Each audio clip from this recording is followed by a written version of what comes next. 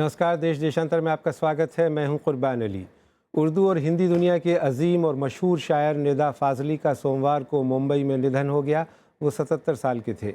निदा फ़ाज़ली को आसान ज़बान में लिखे दोहों के लिए ख़ास तौर पर याद किया जाएगा। उनके दोहों और गज़लों को मरहूम जगजीत सिंह ने आवाज़ दी। उनके दोहों का एक एल्बम इनसाइट बहुत मशहूर हुआ था।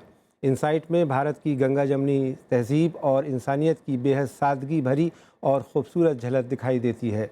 पद्मश्री और साहित्य अकादमी जैसे पुरस्कारों से सम्मानित निदा फ़ाज़ली आम जनता के लोकप्रिय शायर थे। उनके 5 संग्रह भी प्रकाशित हुए हैं। उन्होंने कुछ फ़िल्मों के लिए गाने भी लिखे। फ़िल्म सरफ़रोश का होश वालों को ख़बर क्या, बेखुदी क्या चीज़ है बहुत मकबूल हुआ था। उनके कुछ मशहूर अशार हैं, घर से मस्जिद है बहुत दूर चलो यूँ कर लें, किसी रोते हुए बच्चे को हंसाया जाए, गम अकेला है तो सांसों को सताता है बहुत, दर्द को दर्द का हमदर्द बनाया जाए, कभी किसी को मुकम्मल जहां नहीं मिलता, कहीं ज़मीं तो कहीं आसमां नहीं मिलता, कोई हिंदू कोई मुस्लिम कोई ईसाई है, सब ने इंसान न बनने की कसम खाई है, नक्शा उठा के अब कोई नया शहर ढूंढिए, इस शहर में तो सबसे मुलाकात हो गई, और हर आदमी में होते हैं 10-20 आदमी, जिसको भी देखना बार बार देखना। देश देशांतर में आज बात करेंगे शायरी की दुनिया में अपनी एक अलग पहचान बनाने वाले उर्दू के इस महान शायर निदा फ़ाज़ली की। शायरी के अलावा निदा ने फ़िल्म, अदब, कला और संस्कृति को बहुत कुछ दिया। निदा पर इस ख़ास प्रोग्राम में मेरे साथ हैं उर्दू के मुमताज़ लेखक प्रोफ़ेसर शमीम हनफ़ी, मशहूर शायर फ़रहत एहसास और आलोक श्रीवास्तव, और दिल्ली में मुशायरों की शम्मा रोशन करने वाली जश्न बहार की बानी कामना प्रसाद। आप सभी का स्वागत है। प्रोफ़ेसर शमीम हनफ़ी साहब, मैं आपसे शुरुआत करना चाहूँगा कि निदा फ़ाज़ली को आप किन अल्फाज में याद करना पसंद करेंगे? देखिए, मुझे 2 हैसियतों से याद आते हैं वो। एक हैसियत तो उनकी शायर की जो हमारे ज़माने के बड़े अच्छे शायरों में थे, और एक जनरेशन जिसमें निदा फ़ाज़ली के अलावा बिमल कृष्णश, कुमार पाशी, अमीर आगा ग़ज़लबाश, मखमूर सईदी, राजनारायण राज, ज़ुबैर रिज़वी, इस तरह के बहुत से शुरा शामिल थे। जी। उसके ये आखिरी शायर कहना चाहिए, मशहूर शायर थे, और गोया कि एक दौर ख़त्म हो गया। मैंने इनका बहुत पहले, मेरे ख़्याल में कोई 40 बरस पहले, 40 भी नहीं 50 साल हो गए तकरीबन, एक शेर मैंने सुना इनका और मेरे ज़हन से चिपक गया वो शेर। वो मैं आपको सुनाना चाहता हूँ। जी, इरशाद। शेर ये था कि घर से चले थे पूछने मौसम का हाल चाल, घर से चले थे पूछें। पूछने मौसम का हाल चाल, झोंके हवा के बालों में चांदी पिरो गए। मुझे ये शेर बहुत अच्छा लगा था। उसके बाद निदा को मैंने उस वक्त तक देखा नहीं था, कभी मुलाकात भी नहीं थी। गीत पढ़े इनके मैंने कुछ, कभी मुशायरों में, टेलीविज़न का जब रवाज हुआ तो उसमें दिखाई दिए ये, और रेडियो के मुशायरों में। फिर मुलाकातें हुई इनसे, इनके घर पर बम्बई जाना हुआ, कभी कभी दिल्ली, कभी वो तशरीफ़ लाए। वो एक दिलचस्प आदमी थे। सबसे बड़ी बात ये थी कि वो एक, उनकी शायरी जो है वो उर्दू हिंदी का एक संगम, ये तो एक रवायती सा लफ्ज़ हो गया है, लेकिन मैं यही समझता हूँ कि शायरी की ज़बान जो होती है वो ज़िंदगी की ज़बान होती, और ज़िंदगी से आप जितने करीब आते जाएंगे उर्दू हिंदी का फ़र्क मिटता जाएगा। तो निदा फ़ाज़ली की भी यही बहुत बड़ी खूबी थी। ठीक, मैं आता हूँ आपके पास में। फ़रहत एहसास साहब, आपके साथ तो निदा फ़ाज़ली ने अनगिनत मुशायरे पढ़े होंगे। आप उन्हें किन अल्फाज में याद करेंगे? निदा साहब के बारे में आपने अभी यहाँ जो लिखा है, आवाम का शायर, तो निदा साहब का मामला ये है कि उन्होंने शुरुआत की थी जदीदियत के पोस्टर बॉय की हैसियत से। उनका एक शेर था, सूरज को चोंच में लिए मुर्गा खड़ा रहा, खिड़की के पर्दे खींच दिए रात हो गई। तो ये जो जदीद शायरी उर्दू में सन 60 के आसपास शुरू हुई थी, उसका सबसे नुमाइंदा, सबसे बदनाम शेर है। तो लोगों ने बहुत एतराज़ किए उस ज़माने में, जो शायरी राइश थी कि ये अजीब सा शेर है, और मतलब एक उबड़ खाबड़ सा एहसास। और लेकिन वहाँ से जो निदा साहब ने सफ़र शुरू किया, तो हम देखते हैं कि आज वो जिस तरह से जाने जाते हैं कि उन्होंने आम लोगों के जज्बों को, उनकी परेशानियों को, उनकी खुशियों को, उनके तजुर्बात को एक ऐसी ज़बान में उनका इजहार किया जो सबकी समझ में आती है। लेकिन इसके साथ साथ उनका कमाल ये है कि उन्होंने जो شاعری ہوتی ہے، مطلب شاعری کو آپ عوام اور خواص میں تقسیم نہیں کر سکتے، تو انہوں نے جو سب سے بڑا کارنامہ انجام دیا کہ شاعری کو شاعری رکھتے ہوئے جی اس کو زیادہ سے زیادہ لوگوں کے لیے قابل فہم رکھنے کی جو کامیاب کوشش کی ہے، تو اس میں انہوں نے ایک شخصیت اپنی ایسی بنائی جو ایک طرف سے لوک سے جڑی ہوئی ہے، جیسے ہندی میں ہم لوک کہتے ہیں، تو عوامی ورثہ، عوامی تجربہ.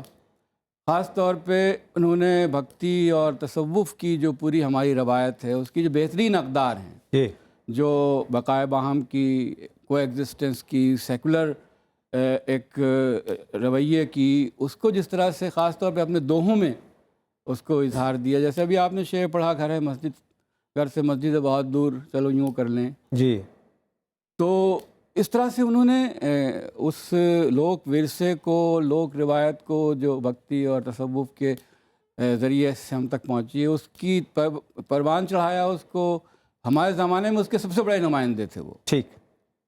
اور لیکن جو نئے شہر کے جو مسئلے ہیں، جو شدید تنہائی ہے، جی جو اجنبیتیں ہیں انسانوں کے درمیان، اور جو کھو جانے کا احساس ہے، اس کو بھی انہوں نے بہت شدت کے ساتھ اس کو اظہار کیا. بس صاحب میں آتا ہوں آپ کے پاس. کامنا جی، آپ برسہ برس سے دہلی میں جشن بہار کا مشاعرہ منعقد کرتی ہیں، ابھی پچھلے دنوں بھی ہوا، اور ندا فاضلی صاحب کو بھی ہم نے کئی بار اس میں سنا، وہ آتے رہے. آپ کے کیا تاثرات ہیں ان کے بارے میں؟ وہ ایک تو ہاں 5-7 دفعہ ہمارے مشاعرے میں پچھلے 18 برس میں 8-9 دفعہ آ چکے ہیں. جی. ان میں ایک شاعر تو تھے ہی، پر ساتھ میں وہ دانشور بھی تھے، مفکر بھی تھے، اور بہت مزے کے انسان. ان کے ساتھ ایک پل بھی ایسا نہیں گزرتا تھا جو انٹرسٹنگ نہ ہو، اور یا جس سے کچھ سیکھ نہ ملے، کچھ سیکھنے کو نہ ملے.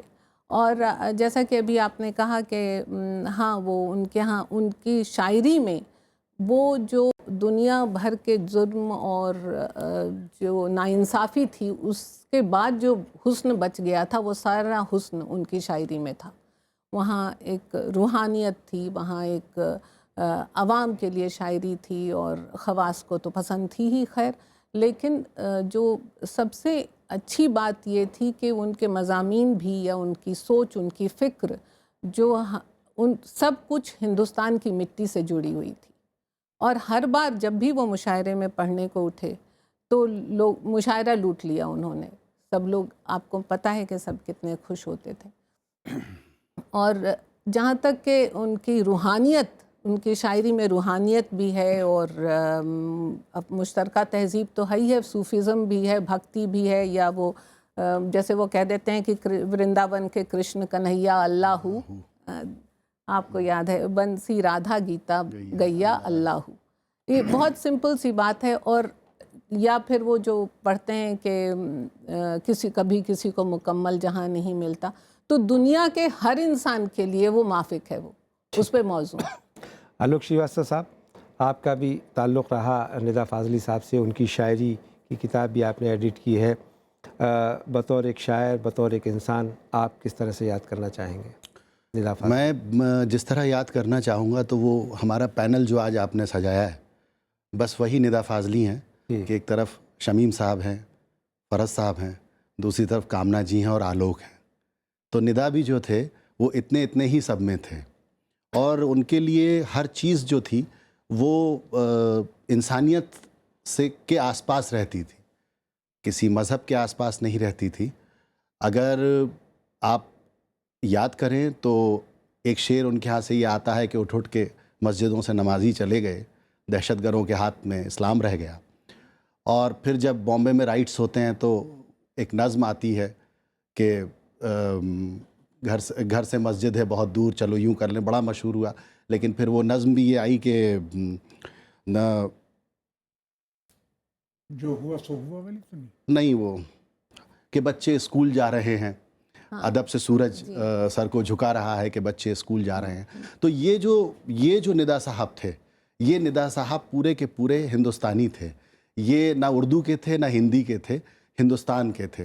میں ان کو اسی طرح سے یاد کرتا ہوں. دوسرا، مجھے میری جنریشن میں یہ لگتا ہے کہ جب سے میں نے شاعری پڑھنا شروع کی، سننا شروع کی تو مجھے ہمیشہ یہ لگا کہ دو شاعر، یہ میری اپنی عمر کی بات ہے، ایک ڈاکٹر بشیر بدر اور دوسرے ندا فاضلی، یہ دو شاعر میری جنریشن کو، جو میرے اپنے دوست احباب ہیں اور صحافی اور شاعر دوست ہیں، ان سب کو یہ لگا کہ یہ دو شاعر ایک ایسے شاعر ہمارے اس عہد میں ہوئے جن کو ہم نے دیکھا اور خوش قسمتی کہ ہم نے ان کے ساتھ پڑھا بھی، جو سب سے زیادہ یاد کیے گئے، جن کے سب سے زیادہ شعر کوٹ کیے گئے۔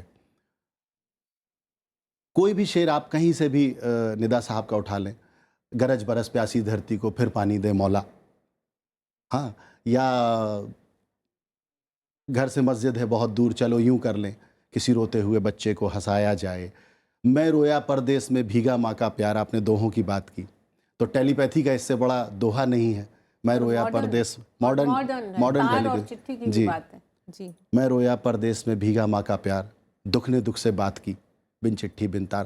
تو مجھے ایسا لگتا ہے کہ ہم سب کہنے سننے والے ادب کے لوگ ہیں، لیکن ایک قلم جو بس رچتا ہے اور وہ عوام کے ذہن پہ اور زبان پہ چڑھ جاتا ہے، وہ ندا فاضلی تھے۔ ٹھیک، شمیم حنفی صاحب، ابھی آپ نے ذکر کیا کہ تقریباً 50 برس پہلے آپ نے ان کی شاعری پڑھی اور آپ کے اس کا ایک شعر بھی محفوظ رہ گیا، تو ایک لمبا عرصہ 5 دہائی سے زیادہ کا، اور اس بیچ میں وہ الگ الگ روپ میں نظر آتے ہیں، یعنی کہیں وہ دوہے کے شاعر نظر آتے ہیں، کہیں وہ فلم کے لیے بھی لکھ رہے ہیں، گیت کے بھی ہیں، اور بار بار ایک جس کو وہ گنگا جمنی سنسکرتی ہم کہتے ہیں، اس کا ذکر بار بار ان کی شاعری میں نمایاں طور پر دیکھنے کو ملتا ہے۔ تو یہ کیا وجہ ہے ندا فاضلی کی اس شاعری کی؟ دیکھیے، یہ عجیب و غریب جنریشن تھی قربان صاحب، اس جنریشن میں بہت باکمال شاعر پیدا ہوئے، بانی اور کہنا چاہیے عرفان صدیقی، شہریار، یہ سب اسی جنریشن سے ہم لوگوں کا تھا، زیب غوری، اور ایک لمبی فہرست ہے، اور اس میں ہر ایک نے اپنی الگ الگ پہچان بنائی۔ ندا کے سلسلے میں ایک بات ہمیں یاد رکھنی چاہیے کہ وہ جتنے اچھے شاعر تھے، اس سے مجھے بہتر نثر نگار وہ لگتے تھے۔ اچھا، نثر میں انہوں نے جو کتابیں، اپنی بایوگرافی انہوں نے لکھی ہے، آٹو بایوگرافی اپنی 2 جلدوں میں، جو میرے خیال میں اردو کی اچھی خود نوشتوں میں اس کا شمار ہوتا ہے۔ اس سے پہلے ان کے ہاں اچھا، ان کا دماغ بہت حاضر رہتا تھا، چٹکیاں لیتے تھے، کچھ اپنا تیز آدمی تھے، کسی سے مروب نہیں ہوتے تھے۔ اس سلسلے میں ان کی پہلی کتاب مجھے یاد ہے ملاقاتیں کے نام سے چھپی تھی، جس میں انہوں نے ساحر کے اور مختلف لوگوں کے، بمبئی میں تو بڑا ایک کہنا چاہیے کہ اجتماع تھا بہت اچھے شاعروں کا، اچھے ادیبوں کا، ایک زمانے بمبئی مرکز تھا بالکل، جی، اور وہاں ظاہر ہے کہ ندا فاضلی کی حیثیت ایک بہت جونیئر شاعر کی تھی، لیکن انہوں نے سب سے بات چیت کی اور سب کا خاکہ جس طریقے سے پیش کیا ہے وہ نثر کے لحاظ سے ہی بہت اچھا ہے۔ دوسری بات ان کی نظم گوئی ہے، ان کی نظمیں مجھے بہت، بعض نظمیں پسند آئیں۔ سب سے مشہور نظم جو ان کی آپ سب کو یاد ہوگی، جو اپنے والد پر انہوں نے کہی ہے، جی، تمہاری قبر پر میں فاتحہ پڑھنے نہیں آیا، جی، اور پھر ایک زندگی کا سلسلہ جو ہوتا ہے، کس طرح باپ سے بیٹے کو، اور بیٹے سے اس کے بیٹے کو، اور اس کے بیٹے سے اس کے بیٹے کو، یعنی یہ ایک زندگی تو کسی نہ کسی طرح اپنا اظہار کرتی رہتی ہے۔ تو ندا نے بہت ہی پراثر انداز میں اس کا ذکر کیا ہے۔ ان کی خود نوشت جب میں نے پڑھی، میرے دوست ہیں شکاگو یونیورسٹی میں چودھری محمد نعیم صاحب، جو بہت مشہور آدمی ہیں، اور ظاہر ہے کہ انہوں نے بہت پسند کی یہ کتاب، اور میرے خیال میں اس کے کچھ حصے غالباً اپنے یہاں کے طالب علموں کو بھی انہوں نے پڑھائے جی، شکاگو یونیورسٹی میں۔ خوبی یہ ہے کہ اس سے جو تصویر ابھرتی ندا فاضلی کی، وہ ایک بہت ہی کہنا چاہیے کہ زندگی کے گرم اور سرد، دھوپ چھاؤں سے گزرنے والا ایک بہت وسیع تجربہ رکھنے والا انسان، اور جو اپنی انسانیت کو ہر حال میں بچائے رکھتا ہے۔ اور ظاہر ہے کہ زندگی میں دکھ سکھ تو بہت ہیں، ساری چیزیں آتی ہیں، گزر جاتی ہیں۔ بامبے میں جو کچھ ہوا تھا، یعنی بابری مسجد کی ڈیمولیشن کے بعد وہاں جو فسادات ہوئے، یہ سب، اس پر بعد میں انہوں نے ایک غزل کہی تھی جو مجھے بہت اچھی لگی۔ جی، تو ان کی خوبی جو تھی وہ یہ تھی کہ وہ بہرحال انسانیت کو بحال کرنے اور انسانیت کو باقی رکھنے کے جتنے وسیلے ہو سکتے ہیں کسی شخص کے پاس، ان سب سے انہوں نے کبھی ہاتھ نہیں اپنا کھینچا۔ جی، اور بہت، تو ان کی شاعری ایک بہت ہی اچھے، نیک، لبرل، روشن خیال، انسانی ہمدردی رکھنے والے کہنا چاہیے شخص کی تصویر اس سے ابھرتی۔ رتیسہ صاحب، ابھی شمیم حنفی صاحب نے ان کی شاعری پر روشنی ڈالی، ندا فاضلی صاحب کی، اور ان کے پروگریسو آؤٹ لک کا ذکر کیا۔ اس ضمن میں ایک بات یہ انہوں نے ہی کہیں لکھی، میں بھی پڑھ رہا تھا کہ وہ جب پاکستان گئے تو وہاں انہیں مولویوں نے گھیرا کہ صاحب آپ نے یہ کیوں لکھا کہ مسجد دور چلو یوں کر لیں کہ روتے ہوئے بچے کو اٹھایا جائے، ہنسایا جائے.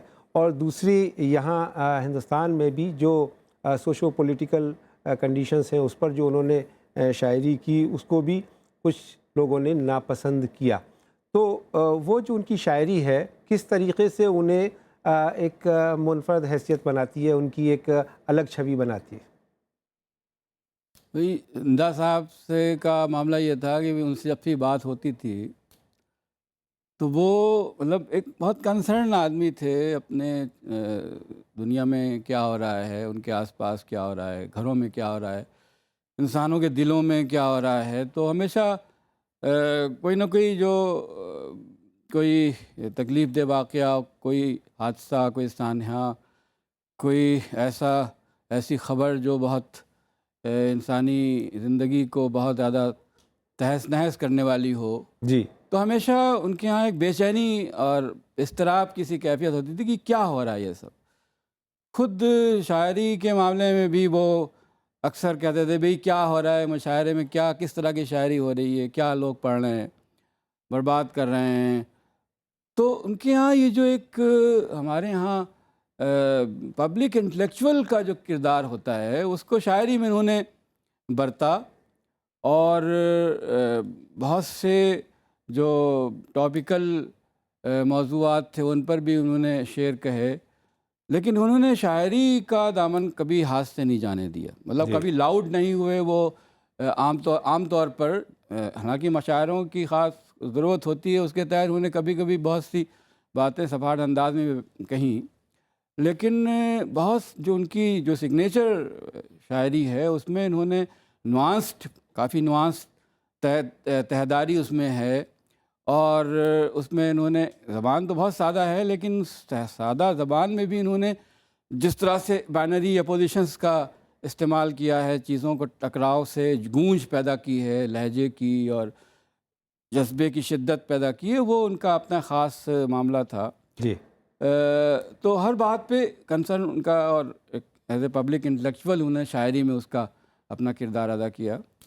اب یہ دیکھیے کہ شروع میں پہلا ان کا مجموعہ مور ناچ. جی، اب مور ناچ میں انہوں نے جس تجربے کے جس دائرے سے اپنا رشتہ قائم کیا ہے، اب اس وقت انہوں نے جیسے پیا نہیں جب گاؤں میں، آگ لگے جب گاؤں میں، کتنی میٹھی تھی املی، جی، ساجن تھے جب گاؤں میں، ان کے جانے کی تاریخ دنگل تھا جب گاؤں میں.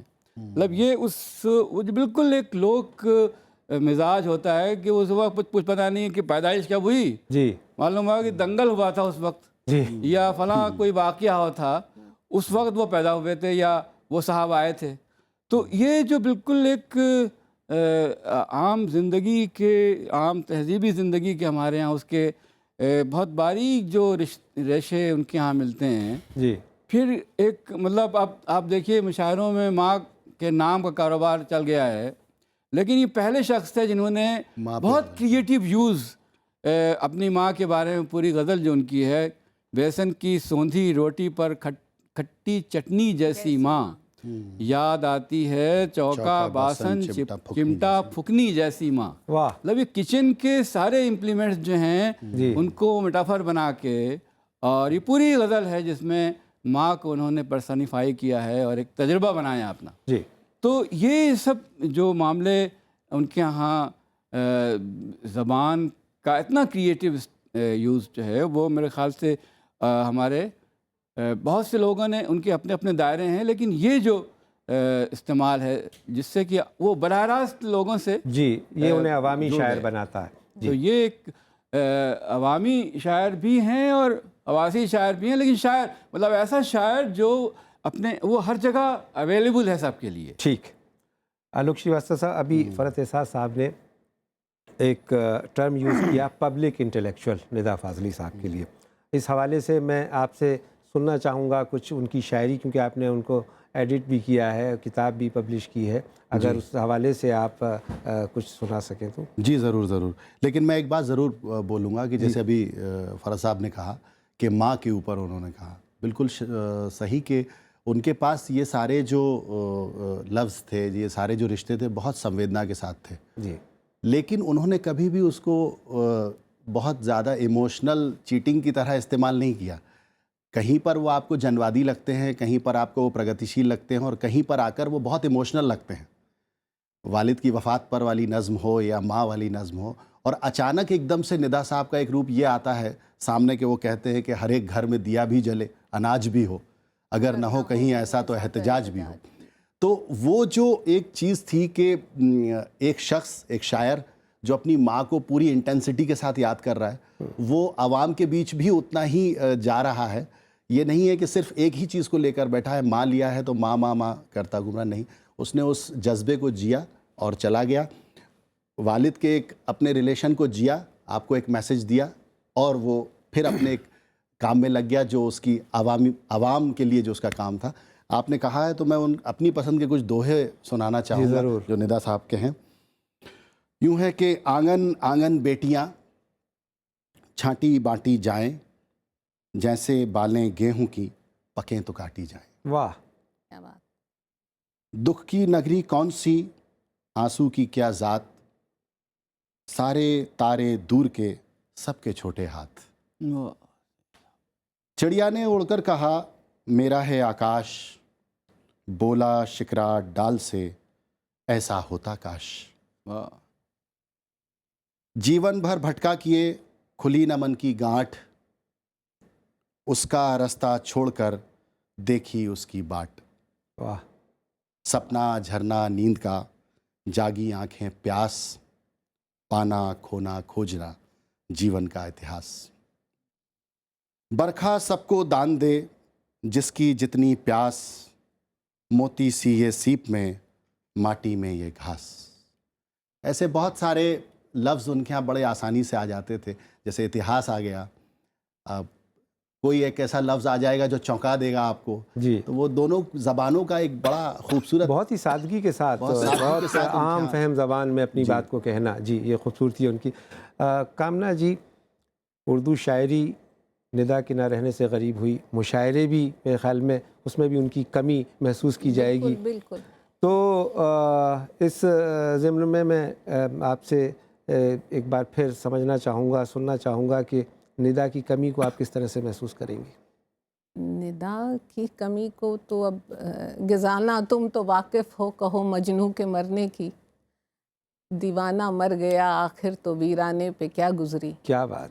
تو یہ تو اب گزرے گی، ہم لوگ جو بھی ہے، اور پر ہاں ان کی کمی محسوس کی جا رہی آلریڈی، اور ہوگی جیسے جیسے وقت، کیونکہ وہ صرف اپنے دور کے شاعر نہیں تھے، اپنے یعنی فرام پروگریسو ٹو جدیدیت ٹو ما بعد جدیدیت ٹو دور حاضر، اور پھر آنے والی نسلوں تک ان کی شاعری ہر وقت کارگر ہے، جیسے کہ اور پورٹیبل ہے۔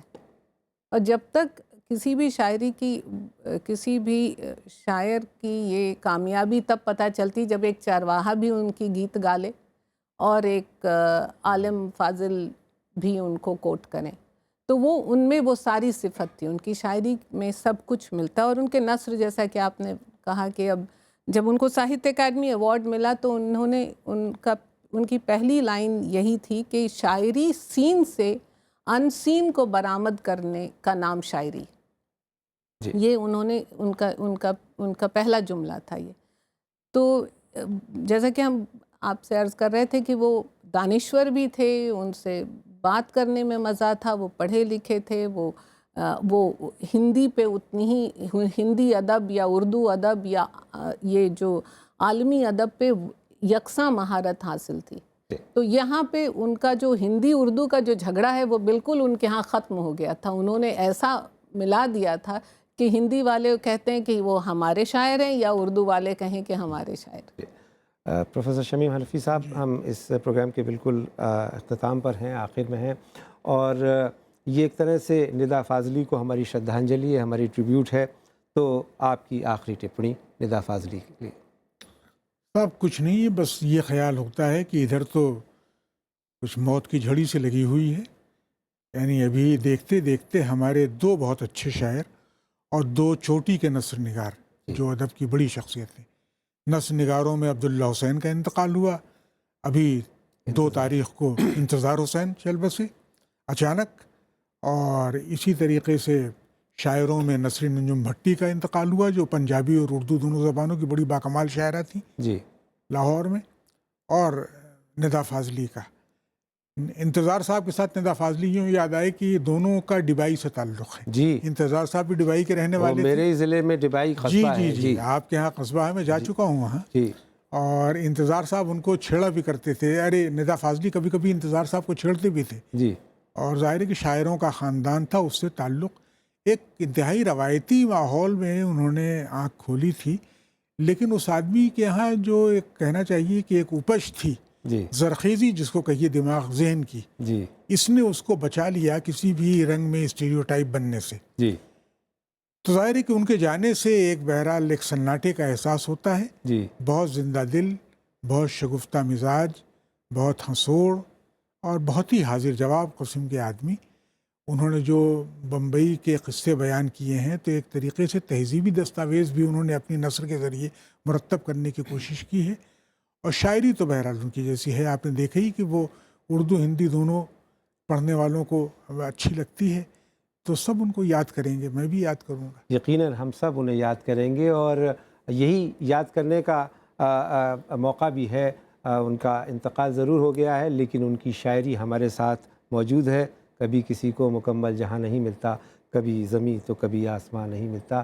پروفیسر شمیم حنفی صاحب، کامنا پرساد صاحبہ، فرحت احساس صاحب اور آلوک شریواستو صاحب کا بہت بہت شکریہ ندا فاضلی پر ایک خاص پروگرام میں اپنی خراج عقیدت پیش کرنے کے لیے۔ تو دیش دیشانتر میں میرے ساتھ اتنا ہی۔ نمسکار۔